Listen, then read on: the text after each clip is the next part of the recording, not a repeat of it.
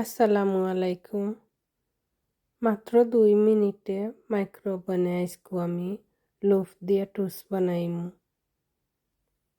মচমচে crispy toast মাইক্রোওভেনে বানাইয়া খাইতে চা দি যে মজা লাগে আপনারা বাসায় ট্রাই করবা।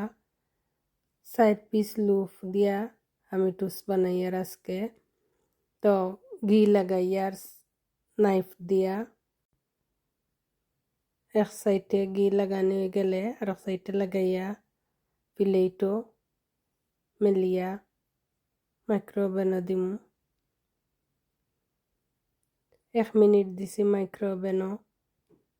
1 মিনিট পরে উল্টাইয়া দিমু।